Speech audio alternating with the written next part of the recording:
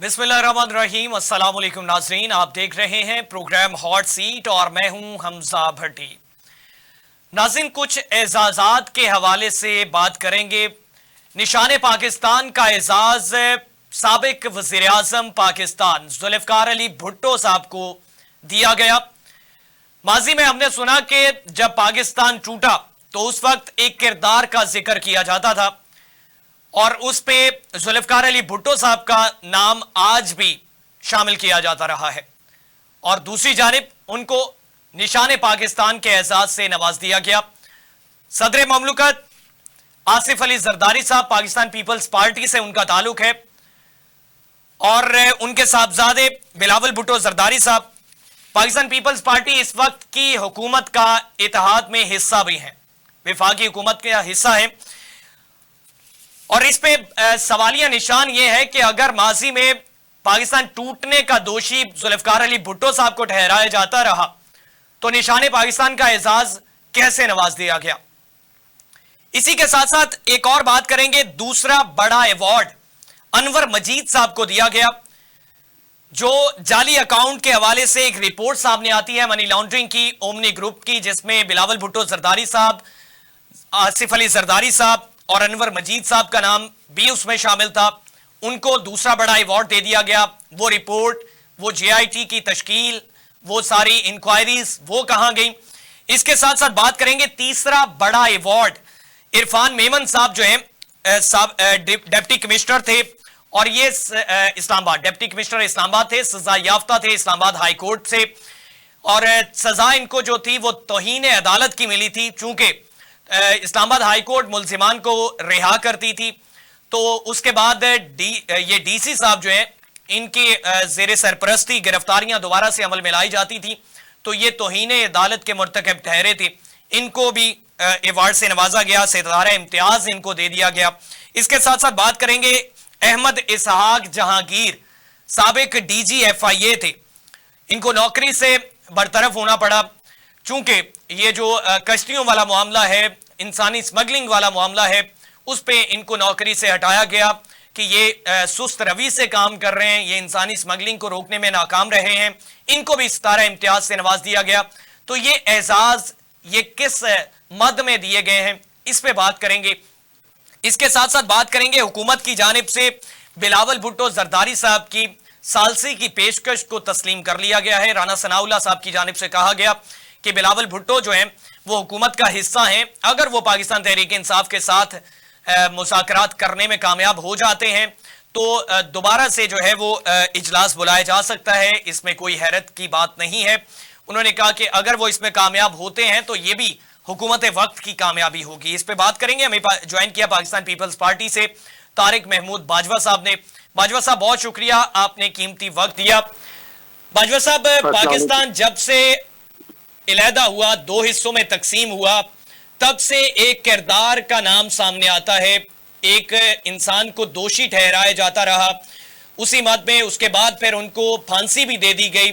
फिर उस फांसी को अदालत मौजूदा आला अदलिया की जानिब से गलत भी तस्लीम कर लिया गया, गलती तस्लीम की गई। आज उनको अब इस दौरे हुकूमत में निशाने पाकिस्तान के एजाज से नवाजा गया। तो या क्या समझते हैं, वो जो तमाम चीजें दोषी ठहराना वो गलत था या फिर ये एजाज देना गलत था? बिस्मिल्लाहिर्रहमानिर्रहीम। बड़ी साहब, बहुत शुक्रिया, आपने इस अहम मौजू पे जो पाकिस्तान का एक बहुत बड़ा सियासी जो किरदार को मुतय्यन करने वाला मौजू है, आपने उसको छेड़ा है। आज बदकिस्मती से 2 दिन हो गए हैं, किसी ने ना हमारी जमात में से किसी ने बात की है, ना उसके मुखालिफ किसी ने बात की है। बहरहाल मैं शुक्रगुजार हूँ आपका कि आपने इस मौजू पे छेड़ा और मुझे इस पे बात करने का मौका दिया, क्योंकि आज माहौल एक सुलह सफाई का और एक बड़ा अच्छा माहौल बना हुआ है मिसाकी जमहूरियत का। ये जरूरत के हिसाब से है या ख्वाहिश के हिसाब से है या असूलों की बुनियाद पे है, उसमें मैं आज तबसरा नहीं करूंगा। लेकिन एक बात मैं जरूर कहूंगा कि आसिफ अली जरदारी की फहम और फरासत को सलाम किया जा सकता है और उन्हें इस्लाम बल्कि पेश मैं करता हूँ इस हवाले से कि उन्होंने अपनी फहम और फरासत से, अपने तदब्बर से जो काम हमारी पंजाब पीपल्स पार्टी की जो आज लीडरशिप है वो तकरीबन दफन हो चुकी है, ना होने के बराबर है। वो उसी मुस्लिम लीग की आलाकार बनी हुई है, वो दूसरी जमातों की आलाकार है। सिर्फ अगर नहीं आलाकार तो पीपल्स पार्टी की आलाकार नहीं है। उसकी वजूहात कई हो सकती है, मेरी सोच भी हो सकती है, मेरी सोच गलत भी हो सकती है। इसके बावजूद कि पाकिस्तान के सबसे बड़े के सूबे में पीपल्स पार्टी की इतनी वर्स्ट पोजीशन के बावजूद आसफ अली जरदारी ने अपनी फहम फरासत से आज भी इस हालात में जो मुश्किलात पीपल्स पार्टी को आई हैं, बाकियों को तो बड़ा थोड़ा थोड़ा हिस्सा मिला है, लेकिन हमने तो तारीख शाहिद है, जिस तरह आपने इंट्रो से कहा है कि पाकिस्तान को मजबूत बनाने वाला, एटॉमिक देने वाला, पाकिस्तान को मिसाइल टेक्नोलॉजी देने वाली जमात शहीद जुल्फ़िकार अली भुट्टो की औलाद कुर्बान हो गई, शहीद जुल्फ़िकार अली भुट्टो का खानदान कुर्बान हो गया। इसकी कदर सिर्फ पीपल्स पार्टी के खानदान को पता है या पीपल्स पार्टी के वर्कर को पता है। पाकिस्तान की कीमत क्या है, पाकिस्तान की कदर क्या है, जिसका नुकसान होता है पता उसको होता है। मौज मेले वालों को कभी पता नहीं हुआ। आज मैं समझता हूँ वो नजरिया दफन हो गया जो शहीद जुल्फ़िकार अली भुट्टो के खिलाफ था, वो अपनी मौत आप मर गया। जो भी पीपल्स पार्टी को शहीद जुल्फ़िकार अली को भुट्टो साहब को बुरा कहने वाले थे, वो अपनी मौत आप मर गए। इसलिए कि गवर्नमेंट में हम नहीं है, बहुत थोड़ा सा हिस्सा है हमारा सिर्फ चंद सीटों पे जो हमारी कह ले के सदर के ओहदे, आईनी ओहदे हैं। आईनी ओहदों की आजकल के इस दौर में कोई अहमियत नहीं होती। जहां मादियत का दौर हो उसको आईनी ओहदों की अहमियत नहीं होती। जो हमारी अदलिया का किरदार रहा है इन सालों में, आईनी ओहदे की कोई हैसियत नहीं है। आइन के जो पासदार हैं उनकी अगर आप बातें मिसालें सुने, इफ्तिखार चौधरी की सुन ले, पिछले चीफ जस्टिस की सुन ले, उससे पिछले की सुन ले, एक दूसरे के साथ जो ये करते आ रहे हैं। और आपकी जो अदलिया जिस तरह तकसीम कार है, ये है आइन के पासदार। जो आइन के पासदार है, जिन्होंने आइन को तहफ़्फ़ुज़ देना है, अगर उनका आलम ये है तो हमारे आइनी ओहदों की हैसियत क्या होगी। यहाँ तक के गिलानी साहब आर्डर करते हैं सेनेट के चेयरमैन, तो पंजाब गवर्नमेंट अगर उस आईनी ओहदे की अहमियत कोई नहीं रखती तो ये आप खुद अंदाजा कर सकते हैं कि आईनी ओहदों की हैसियत क्या है पाकिस्तान में। इसलिए कि आईनी ओहदे गवर्नमेंट नहीं हुआ करते क्योंकि उनकी मौज लगी हुई है। इस बात में मुझे ये खुशी हुई है कि जरदारी साहब ने जो बदला उनसे लिया है, क्योंकि बदले का पता इज्जतदार और इज्जत वाले को समझ आती है। जो वक्त निकालने वाले होते हैं वो कारोबारी होते हैं, वो इज्जत वाले नहीं होते।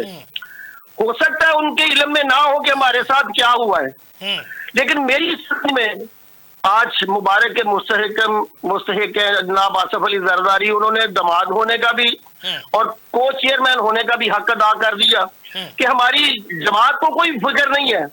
लेकिन एक बंदे ने अपनी लड़ाई लड़ के बता दिया है कि शहीद जुल्फ़िकार अली भुट्टो, ये तारीख में याद रहेगा, तारीख में लिखेगी कि शहीद जुल्फ़िकार अली भुट्टो का किरदार क्या था और आसफ अली जरदारी का किरदार क्या था और मियां साहबान का किरदार क्या है। इक़्तिदार हमेशा यजीदियत के पास ही हुए हैं। इक़्तिदार मानी नहीं रखते, लेकिन सोच मानी रखती है, किरदार मानी रखता है। मेरी जाती समझ में, हो सकता है मैं गलत हूं, हर बंदे की अपनी सोच है, मेरी अपनी सोच है। दूसरा, आपने ओमनी ग्रुप का जिक्र किया, मुझे ज्यादा तो पता नहीं, मेरा ख्याल है जहां तक मैंने सुनी सुनाई बात है उसकी हकीकत क्या है कि इफ्तिखार चौधरी के वक्त में जब ग्वादर पाकिस्तान को नहीं मिल रही थी तो किसी ने परचेज करके पाकिस्तान को वो तोहफा दिया था आसफ अली जरदारी के दौर में। जो जरदारी साहब को पता होगा कि उसमें ओमनी ग्रुप का क्या किरदार था। इतना तो मुझे पता है, थोड़ा बहुत जितनी की मुझे समझ है, हो सकता है कि मैं गलत हूँ। मेरा ख्याल है कि उसमें उस घर का, उस फैमिली का बहुत बड़ा रोल है। शायद उसी वजह से उसको बहुत सारी सजा भी मिली हो, क्योंकि पाकिस्तान में अगर एटॉमिक बनाने की सजा जुल्फ़िकार अली भुट्टो को मिल सकती है, और उस वक्त शहीद जुल्फ़िकार अली भुट्टो ने एटॉमिक की बुनियाद रखी थी, जो पाकिस्तान जब 2 लखत हुआ था, फौज सरेंडर करके बैठी थी। अयूब और याहिया की बदमाशियां, जो माफिया था, वो उसने मुल्क को बर्बाद और तबाह करके रख दिया था। अयाशियों के दौर से पाकिस्तान की हैसियत जो थी वो आपके सामने थी, डिवैल्यू होके, लेकिन उसके 2 साल के अंदर अंदर ख्वाब देखना लुटे पुटे पाकिस्तान का एटॉमिक के हवाले से, ये सिर्फ शहीद जुल्फ़िकार अली भुट्टो था। अमली जामा पहनाना, पूरी दुनिया के मुसलमानों को इकट्ठा करने वाले के खिलाफ क्या तहरीक नहीं चली थी कौमी इत्तेहाद की? क्या सरकार से फौज से पैसे लेके ISI का मैं तो चीफ नहीं रहा ना, असलम बेग की रिपोर्ट मौजूद है, सुप्रीम कोर्ट में मौजूद है, ऐसी अदलिया के पास मौजूद है जिसमें चीफ ऑफ आर्मी साहब कह रहे हैं कि हमारे से पैसे लेने वाले हैं। पैसे लेने वाले और बकाऊ माल का सियासत से फर्क नहीं होता, कारोबार का होता है, और वो सोच आज भी कारोबारी है। बाजवा साहब, जिस तरह से भुट्टो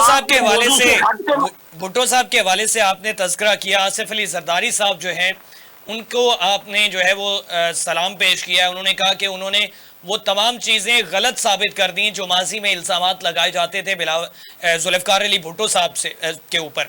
इसी तरह से अनवर मजीद साहब, इन पे भी मुकदमात रहे, इनको भी जो है वो GITs का सामना करना पड़ा, उनको भी ये एहसास मिलना। तो ये जरदारी साहब ने बड़े स्मार्टली खेला है या फिर उन्होंने ये वाजे किया है कि माजी में जो तमाम चीज़ें हम पे लगाई गई थी, थोपी गई थी, वो गलत थी, ये हम इनको एजाज़ात से नवाज रहे हैं? जाहिर है अगर मियाँ साहब के होते हुए वजीर आजम रिकमेंड कर रहा है तो कोई सामने रिकॉर्ड होगा ना, तो ऐसे तो आजाद नहीं मिल जाते ना, उसकी कोई हकीकत तो होगी। अच्छा भाजपा साहब, हम पीपल्स पार्टी का वजीर आजम होता तो हमारे पे स्मार्टली का इल्जाम आ सकता था, अभी हम स्मार्टली खेले हैं। हम कहते हम जरफ से खेले हैं, हम सोच से खेले हैं। अच्छा, हम टारगेट पे खेले हैं। पीपल्स पार्टी ने अपना टारगेट गोल किया है। भाजपा साहब, एक भुट्टो साहब को एजाज मिल गया, बादस वफात उनको एजाज मिला, एक अनवर मजीद साहब को एजाज मिल गया, तीसरा अवार्ड जो है वो इरफान मेमन साहब को मिला है, DC इस्लामाबाद तौहीन अदालत के मुर्तकब हुए। ये एजाज कहां से और किसने दिया? सच्ची बात है, मैं उस पर कोई तबसरा नहीं कर सकता शरीफ आदमी पे। अगर उनको एजाज मिला होगा तो उसकी भी कोई वजह तो जरूर होगी, क्योंकि पाकिस्तान में अदालती निजाम जिस तरह चलता रहा है पिछले अदवार में या हमेशा से चलता रहा है, अदालतों के फैसलों पे और JIT के फैसलों पे तो अगर मैं जाऊं तो फिर अल्लाह ही हाफ़िज़ है। मेरे तो भाई ने इमरान खान की इंक्वायरी की थी, उसके कहने पे, वाजिद के कहने पे मेरे सके भाई को डिप्टी डायरेक्टर उसको शुगर की इंक्वायरी दी थी। जब उसने इन सबको मुझे इल्जाम ठहरा दिया इमरान खान समेत, तो डिसमिस होके घर बैठा हुआ, हम किसको कह सकते हैं? हम तो इसके डसे हुए हैं, इस सिस्टम के। मेरा तो घर डसा हुआ है। जो हक पे लड़ने वाले हैं पाकिस्तान में, उनकी तजरीर होती है मेरे भाई। ये तो अल्लाह का शुक्र है कि आसिफ जरदारी इस सिस्टम से लड़ के अपने आप को सुरखरू कर रहा है। बाजवा साहब, सवाल ये है कि अगर नौकरियों से बरतरफियों का सामना करना पड़ता है, अगर घर बैठना पड़ता है, वो भी इसी सिस्टम की जेर निगरानी होता है, तो फिर एजाज भी उसी सिस्टम के जेर निगरानी, क्या सिस्टम जो है वो इन चीजों को मद्देनजर नहीं रखता? देखें, मैं इस बात पे आपसे बहस करने की पोजीशन में इसलिए नहीं हूं कि मेरा एक अपना नजरिया है, सोच है, गलत हो सकती है। आपका नजरिया, आपकी सोच आपके हवाले से हो सकता है वो ठीक हो, लेकिन हमने जिस तरह देखा है, मैंने वो बात की है कि आज अगर नजरिया गलत है तो अगर पीपल्स पार्टी की गवर्नमेंट होती तो आपकी बात 100% सच्ची हो सकती थी। अगर नवाज शरीफ की गवर्नमेंट है, दफन तो हुआ मियां नवाज शरीफ का, आज जनाजा तो उठा है उनका, उनके नजरिए का, जो जाग पंजाबी जाग का नारा लगा के भुट्टो दुश्मनी में मोतमा बेनजीर भुट्टो के खिलाफ जो कुछ करते रहे, वो दफन हुए हैं। उनका नजरिया दफन हुआ है। पीपल्स पार्टी तो जिंदाबाद हुई है। करने वाले कौन है? मियां साहब। अगर गवर्नमेंट वज़ीर आज़म शहबाज शरीफ हो तो आप हम पे ये इल्जाम नहीं लगाते। एक अवामी मसाइल की बात है। DG FIA, साबिक DG FIA अहमद इसाक जहांगीर साहब को बरतरफ किया गया, ये कश्तियों वाले हादसात के पेश नजर कि वो इंसानी स्मगलिंग को रोकने में नाकाम रहे, सुस्त रवि का शिकार रहे, वो काम नहीं कर पा रहे थे। नौकरी से बरतरफी के बाद उनको सितारा इम्तियाज से नवाज दिया गया। इस पे आपका नुक्ता नजर क्या होगा? सच्ची बात है, मुझे कोई तफसील का नहीं पता, क्योंकि अगर छोटा भाई मेरा मतलब FIA का था, मुझे इसलिए उसके मामला का पता है, बाकी मुझे FIA अभी पिछले दिनों में ये कश्ती हादसात हुए हैं, उसके बाद इनको हटाया गया। मैं वही कह रहा हूँ ना, मैं वही कह रहा हूँ कि ये पाकिस्तान है, यहाँ सब कुछ चलता है। मैं वो इस बात पे इनकार नहीं करता, जिसकी मुझे हकीकत का नहीं पता, मैं उस पर किसी पे ना इल्जाम लगा सकता हूँ, ना उसकी सफाई दे सकता हूँ। एक इंसानी राय, एक आपका नुक्ता नजर, एक अक्लो फहम क्या कहती है कि एक बंदे को नौकरी से हटा के उसको सारा इम्तियाज दे देना? जिम्मेदारी, देखिए मैं वही बात करता हूँ ना, जिम्मेदार अगर DG FIA उसका नहीं है तो कौन हो सकता है? ये मेरी अपनी जाती राय है। नहीं, जिम्मेदारी तो उन पे अगर ठहरा उसके दी गई नीचे- ना, जब उनको नौकरी से अगर- हटा दिया गया, उनको मैं कसूरवार वही ठहरा बात- दिया गया। जिन्होंने उनसे अवार्ड से नवाजा, इसका जवाब तो वो दे सकते हैं। हम तो पहले दिन से भुट्टो जिंदाबाद कहने वाले हैं। हम बाजा हम साहब, तो वो कहते ठीक है। हैं। अब आप क्या समझते हैं कि ये तमाम लोग जिनको अवार्ड्स मिले हैं, माजी में जो इनके साथ हुआ है, जो मुकदमात का सामना करना पड़ा, नौकरी से बरतरफी का सामना करना पड़ा, फिर उस पे माफी मांगनी तो चाहिए यकीनन मेरा ख्याल है उसमें माफी मांगनी चाहिए, या फिर ये अवार्ड देने पे माफी मांग लेनी चाहिए? दोनों में से एक पे जरूर होना चाहिए। भुट्टो साहब के मामले में भी होना चाहिए। देखें, सुप्रीम कोर्ट ने तो माफी मांगी है ना अपने फैसले पे। फैसले पे मैं ये मतलब सलाम पेश करता हूँ काजी फायज ईसा को, कम अज कम उन्होंने एडमिट तो किया। इतनी जुर्रत उसमें थी शरीफ आदमी में, कोई जुर्रत हो। इधर तो गुनाह करके भी हम नहीं मानते, हम गुनाह करके झूठ बोल के यू टर्न लेके कहते हैं हम राइट पे हैं। ये तो पाकिस्तान है मेरे भाई। अब तो बयानिए पे चलते हैं, अब हकीकतों से खत्म हो गई है बात। अब तो मीडिया पे बयानिया आता है, झूठ पे बयानिया आता है, सोशल मीडिया पे बयानिया चलता है, बयानिया पे चलता है, नजरिया कहाँ दफन हो गया नजरिया।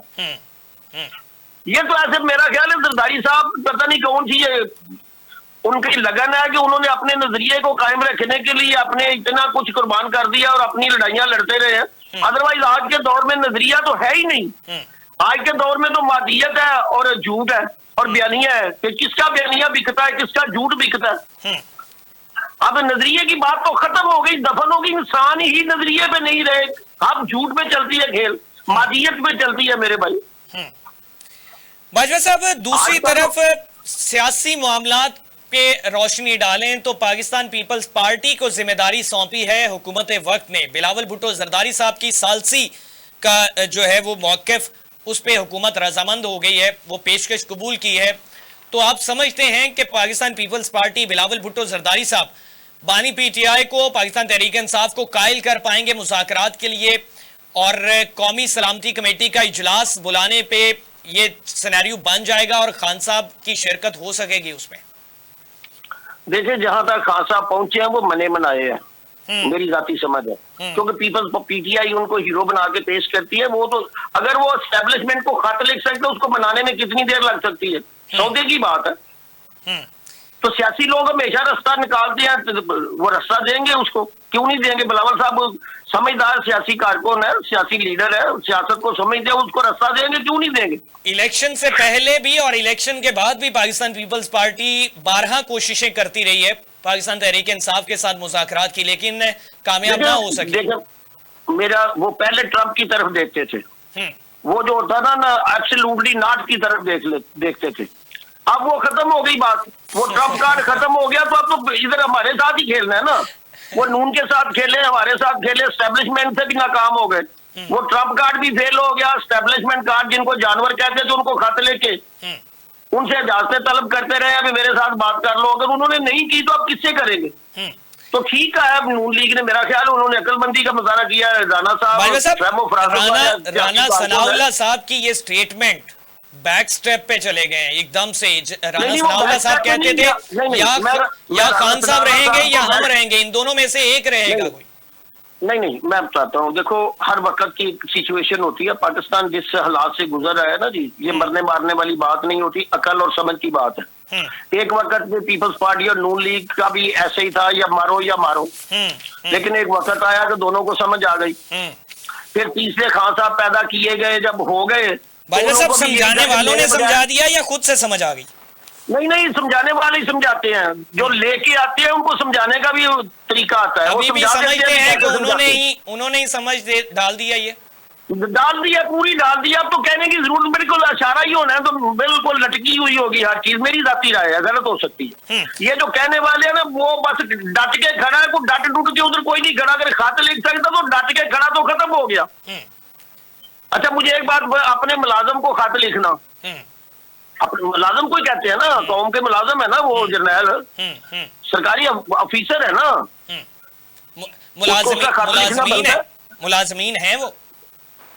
तुम्हें तभी कहा है ना, तनख्वाहदार है ना कौम के, तो उनसे मुज़ाकरात क्यों से बनते हैं? एक साहब का मरियम नवाज शरीफ साहबा एक रास्ते की बात किया करती थी, अभी उनकी वीडियोस जो हैं वो अभी भी मौजूद हैं कि वो दूसरा रास्ता हमें भी आता है बड़े अच्छे से और बड़ा आसान है, क्या समझते हैं? वो रास्ता इख्तियार हो चुका है या इख्तियार होगा? नून लीग वालों से माजरत के साथ, नून लीग को सिर्फ एक रास्ता आता है मुकमका का और कौम को लूटने का। आज भी वो काश्तकारों को लूट रहे हैं। 70% काश्तकार है, उसका खून चूस रहे हैं, उनको मजा आता है लूटने में। 8,000 जो 7,500 की बोरी है वो 8300 में मरियम नवाज दे रही है। 70-80 अरब की खाद उसने बेची है, जो दुकानों पे लेने वाला कोई नहीं था, गाहक कोई नहीं था, उसकी पॉलिसियों की वजह से जबरदस्ती हमें उधार में थोपी है उसने। 188% वुज़रा की तनख्वाहों में इजाफा बाजवा साहब, और दूसरी जानिब तनख्वाहदार तबके की आमदन में बढ़ाने के लिए कौमी असम्बली में माजरत कर ली गई उसी दिन। सर माजरत के साथ मैं आपको बताऊं, नून लीग का वतीरा है नूनवाशी फैमिली का, ये ब्यूरोक्रेसी को लेके साथ खाते हैं, सनतकार के साथ, ताजर के साथ मिलके खाते हैं। कंपनियां इन्होंने बनाई हुई हैं पूरी दुनिया में, बिजनेस पे इनका होल्ड है। ग्रास रूट साइकिल स्टैंड से लेके ब्यूरोक्रेसी साइकिल स्टैंड को आज आप पता करो, फैसलाबाद में 100 रुपया गाड़ी का चल रहा है पार्किंग। 100 रुपया एक गाड़ी की पार्किंग है। अगर 10 दफा खड़ी करते हो तो 10 दफा वो पार्किंग आपको 100 रुपया देनी पड़ती है कहीं ना कहीं कारपोरेशन में। मैं तो फैसलाबाद की बात करता हूं। साहब, पाकिस्तान पीपल्स पार्टी मौजूदा हुकूमती इत्तेहाद का हिस्सा है, तो पाकिस्तान पीपल्स पार्टी अवाम के बारे में सोचती है, तो फिर ये नून लीग से ये गुजारिशात, ये मुतालबात क्यों नहीं रखे जाते? जो मैंने तो पहले आपको कहा है कि पीपल्स पार्टी पंजाब में हिस्सेदार शराकत इक़्तिदार में है, 100% है, इसलिए कि रोटी लगी हुई है हमारे चंद लोगों, जो चंद लोगों की रोटी है, जो बिलावल साहब के लेफ्ट राइट है, जरदारी साहब के लेफ्ट राइट है, उनकी रोटी चल रही है, सबकी दाल रोटी चल रही है, कौम जन्नत में जाए। पीपल्स पार्टी का वर्कर फील करता है कि हमारे साथ और कौम के साथ ज्यादती हो रही है, जिनकी रोटी लगी हुई है वो सारे एक है। जरदारी साहब ने 6 कैनाल सिंध से निकालने वाले मामले पे बात की, तो इन मामलात पे बात क्यों ना की?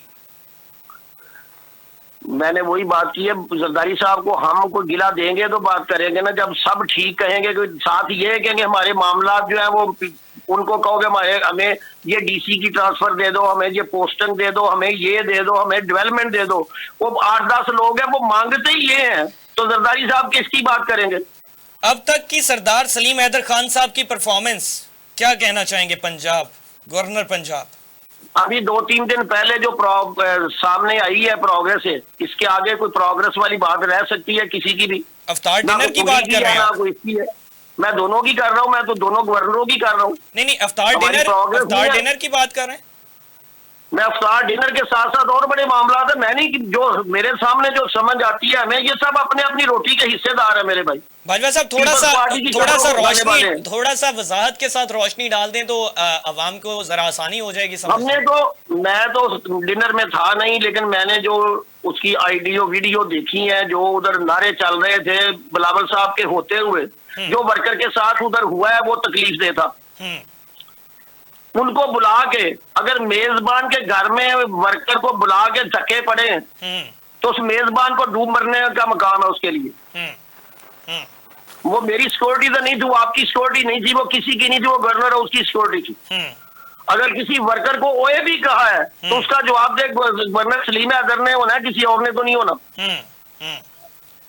मेजबान ने होना है। अगर मेजबान को इखलाकियात मैंने और आपने नहीं सिखानी, उसको खुद आनी चाहिए। कोई भी हो, किसी के घर में मेहमान हो और उसको जूते पड़े, उनके लिए रुकावटें खड़ी की जाए या बुलाओ ही ना। अगर आपको इतना तकद्दस है बिलावल साहब को प्रोटोकॉल देने का, तो उनको बुला लो ना, लोगों को बुलाओ। अगर अवामी लोगों को बुलाना है तो अवाम ने तो उधर ही खड़े होना जहां उनका लीडर खड़ा है।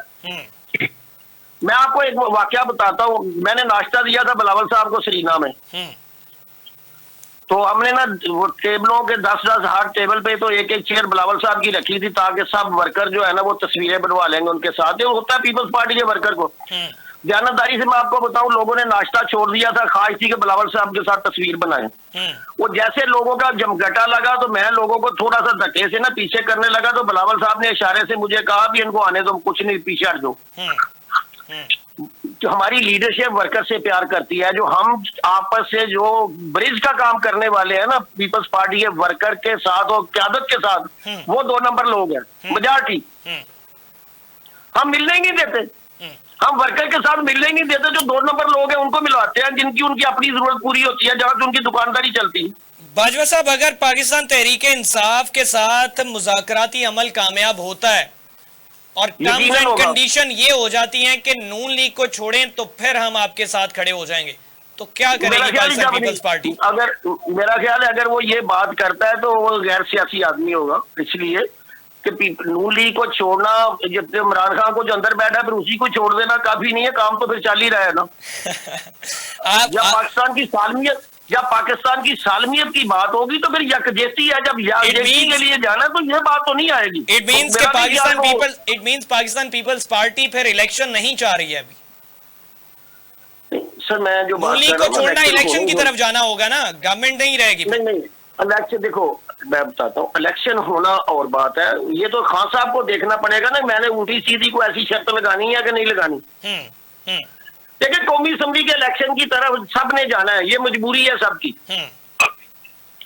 वो खान साहब माने तब भी मजबूरी है, ना माने तब भी मजबूरी है, हमारी सुलह हो तब भी मजबूरी है, लड़ाई हो। मैं एक सियासी कारकुन हूं, मेरी जाती सोच है। अगला वजीर आजम बिलावल भुट्टो जरदारी साहब का नारा लग गया है, सरदार सलीम हैदर खान साहब ने भी नारा लगा दिया है।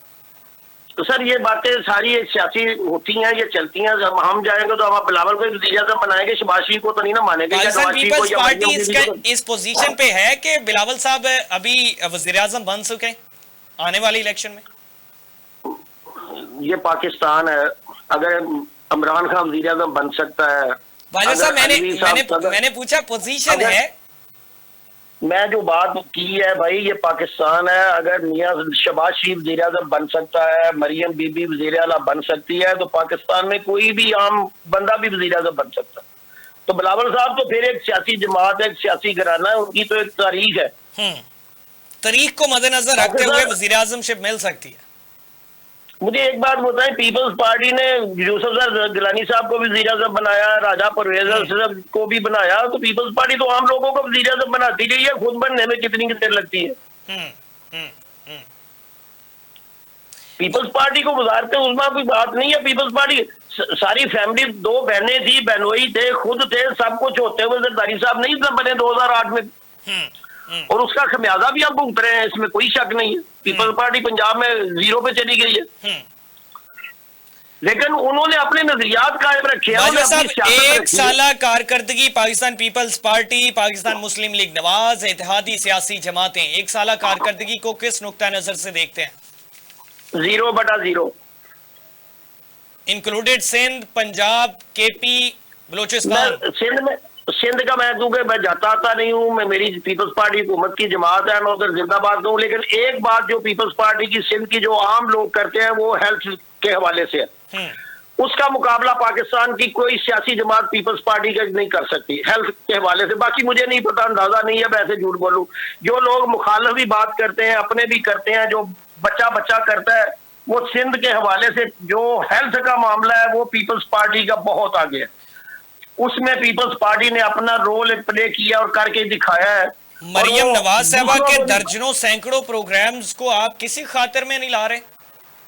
ये ड्रामे है ना, मैं तो आपको बता दिया, ये रोटी के, ये कमाई के जरिए मेरे भाई बल्क में माल उठाना।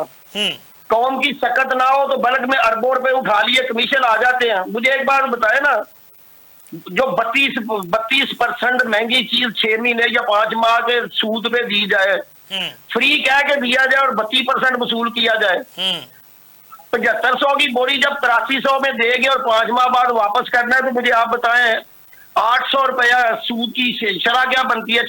7,500 पे, और 2,500 का फर्क है DAP पे, एक बोरी पे। धीरानी प्रोग्राम पूरे पंजाब में 3000 बच्चियों की शादियां। नून लीग का प्रोग्राम खाए बगैर हो ही नहीं सकता, में ये थंब रूल है।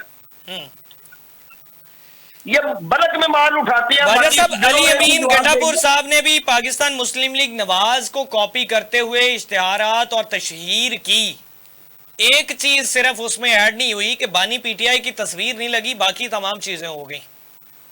मैं आपको एक बात बताऊं, ये जो रोटी वाले होते हैं ना, उनका नाम नहीं होता, वो माफिया होता है और वो कारोबारी लोग होते हैं और उनको खाने का तरीका उनका एक जैसा होता है। वो हमारे पीपल्स पार्टी में भी बहुत सारे लोग हैं।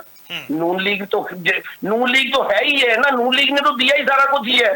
ये जनरल जहां से तो शुरू है, नासी से पहले ये गंद कहा था। ये लोग बिकते कब थे? पैसा जिसके उंगली उठ जाती थी ये झूठ बोलता तो सियासत में लाना समझते थे। जिसपे करप्शन की बात आ जाती थी लोग उसकी सारी जिंदगी रिश्तेदारी नहीं करते थे। फिर ये मामला आ गया कि जितना बड़ा करप्ट है उतना ही बड़ा रिश्तेदार। ये नासी के जनरल जहां के इस्लाम के बाद ही शुरू है, ये मियां साहब ही लेके आने वाले और कौन है?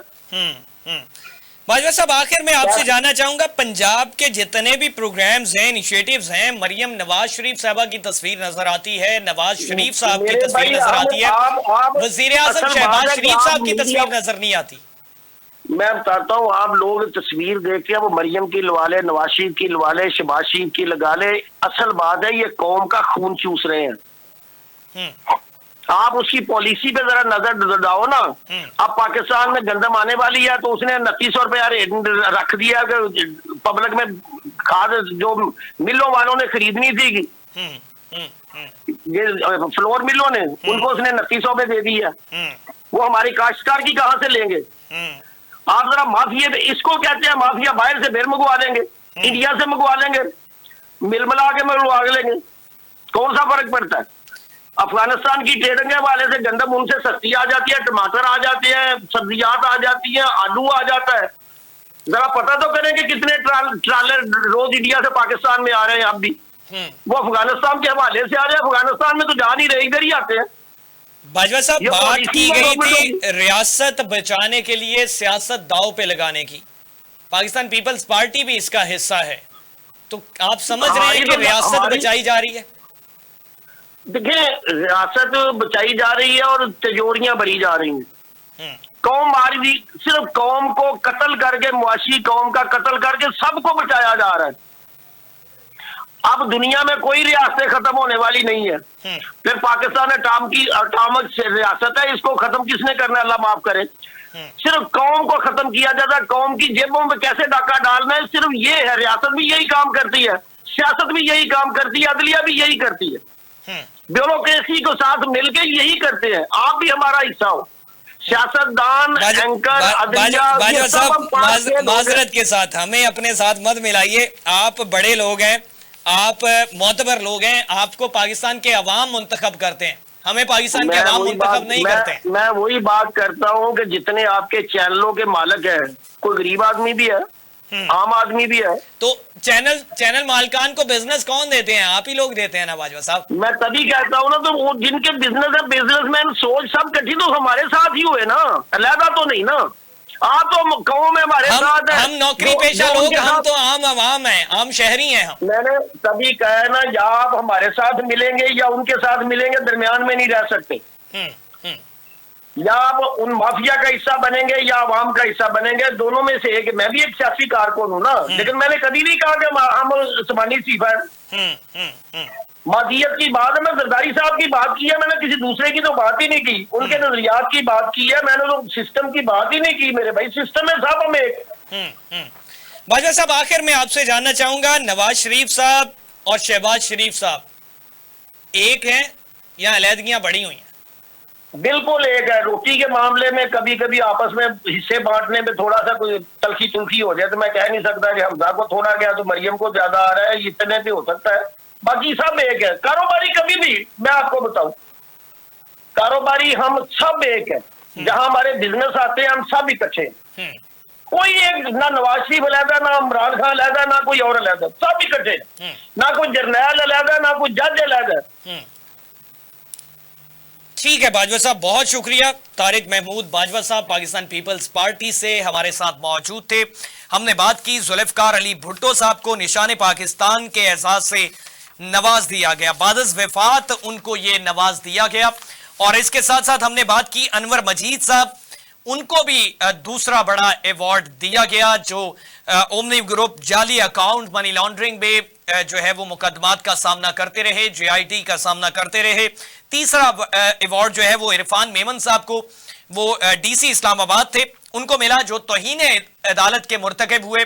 इस्लामाबाद हाईकोर्ट की जानिब से उनको सजा मिली और इसके साथ साथ सितारा इम्तियाज उनको दिया गया। सितारा इम्तियाज अहमद इसहाक जहांगीर साबिक डीजी FIA को दिया गया, जिनको नौकरी से हटा दिया गया था। इंसानी स्मगलिंग को रोकने में नाकाम ठहरे थे। कश्ती हादसात जो है पाकिस्तानी शहरी जो है वो उसमें हादसात का बाइस बनते हुए अपनी जानों से हाथ धो बैठे, उनके बाइस उनको नौकरी से हटाया गया और उनको भी सितारा इम्तियाज से नवाजा गया। तारिक महमूद बाजवा साहब की जानिब से भी कहा गया कि या तो फिर इनको एजाजात देने पर मुआफी मांग ली जाए या फिर उनके साथ जो माजी में हुआ मुकदमात का सामना करना पड़ा, नौकरी से बरतरफी का सामना करना पड़ा, उस पर मुआफी मांग ली जाए। दूसरी जानिब सियासी सूरत हाल के हवाले से मरियम नवाज साहबा के हवाले से उन्होंने बात की। पाकिस्तान पीपल्स पार्टी के हवाले से तारिक महमूद बाजवा साहब ने बात की कि पाकिस्तान पीपल्स पार्टी में भी खामियां हैं और बिलावल साहब के इर्द गिर्द लोग जो हैं वो अपनी जेबें भरने में मसरूफ हैं। पाकिस्तान पीपल्स पार्टी भी मौजूदा सेटअप के साथ, रियासत के साथ अपनी तजोरियां बढ़ने में लगी हुई हैं। अवाम के बारे में कोई नहीं सोच रहा। तारिक महमूद बाजवा साहब का ये भी पॉइंट ऑफ व्यू सामने आया। नाज़रीन, आज के लिए इतना ही। अपने मेजबान हमजा भट्टी को इजाजत दीजिए। अल्लाह ने के बाद।